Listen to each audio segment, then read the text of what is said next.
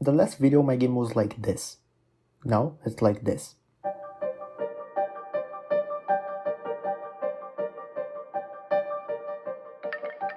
In this devlog of my space game, I will show the progress made so far in the past few weeks of development. My university exams ended at the beginning of this month. This gave me a lot of free time to focus on the development of my game and advance faster than I was expecting. To make things more dynamic, I will leave a gameplay on the background to show the new features implemented. We will start exploring around the starting area, flying around the planet, land on the moon, travel to the nearest planet, and at last take a closer look to the sun. So, the first thing we can see is the character. I made some tweaks and improved the visuals of the model. As you can see, he has a funny jar head now.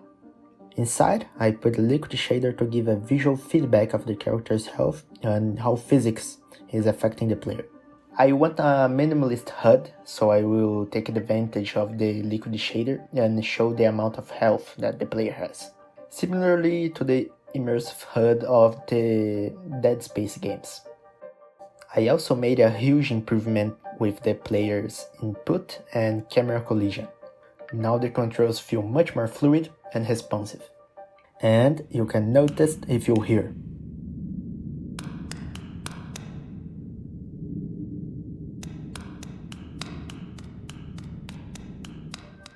I implemented audio.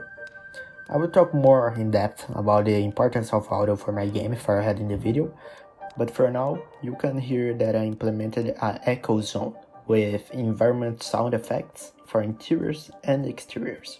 Unity engine doesn't support reverb zones with box shapes, only spheres. So I made a custom reverb zone that I can choose whatever shape I want to influence the audio. Taking a look outside, we can see that our planet is not alone anymore. We have a lot of stars and closer neighbors now. So, I made some improvements in the atmosphere shader, but I need some work more on the grass shader of this planet, since it takes a lot of blame for decreasing the game's frame rate. For example, on this planet's surface, I run around 200 FPS. But when I on other planets or space, the game runs around 600 frames per second. Of course, the space doesn't have sound.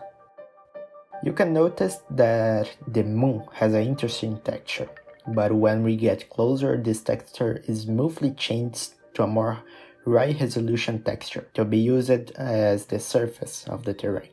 This creates the possibility to make cool designs for the faraway view of the planet and also to the closer look in the planet. I'm using Unity built-in physics, so the engine doesn't like very much the idea of flying around the planets. To work around this issue, I made a lot of complex implementations. For example, when you land on a moon or a planet, actually, they stop moving and all the other celestial bodies start to move around the player position, in this case, around the moon. This creates the illusion of the moon moving normally in relation to the rest, when it's the opposite. Everything is moving except the moon. Make the moon stay in the place fixes the several issues with the physics and player movement. Actually, this worked a lot similarly to the geocentric model presented by the Greeks centuries ago. Of course, when the player gets off the planet, all the celestial bodies start moving normally again. Another problem was the lighting. Most engines use a directional lighting to simulate the sun. That is not a good solution to simulate the sunlight for this game. To fix this, I coded a custom shader that uses the sun position. This is a technique called omnidirectional lighting. It works similarly to a point light. With this, each planet will have a different light depending on the position. The last issue I fixed was the movement of objects around the scene. Again, most engines doesn't work with this type of game. So when we start to go far away of the orange point, the game starts to break.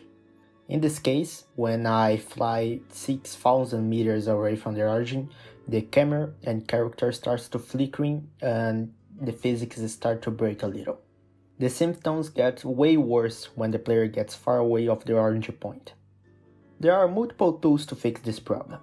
I used a technique called floating origin point, where I teleport everything in the scene back to the origin point after the player passes a certain threshold distance.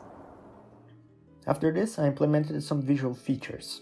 Stars that use real coordinates and are loaded in a sphere texture. This sphere follows the camera and is treated as a skybox.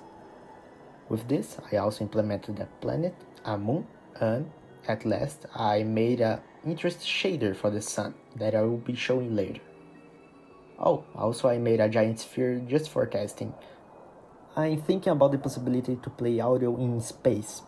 Of course, it's common sense that audio doesn't travel around space, but this also makes things look boring if not implemented correctly.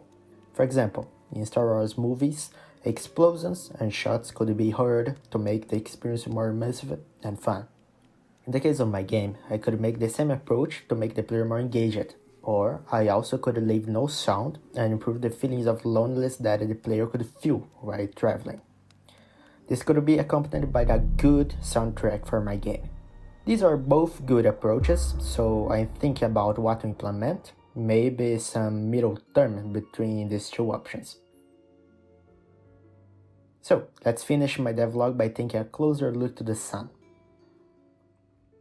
Thank you for watching. If you like, please subscribe, and sorry for my English, it's not my native language. For this, I using the opportunity of these videos to try to speak better, so hopefully in the future you can understand me more clearly. But again, thank you, and until next time.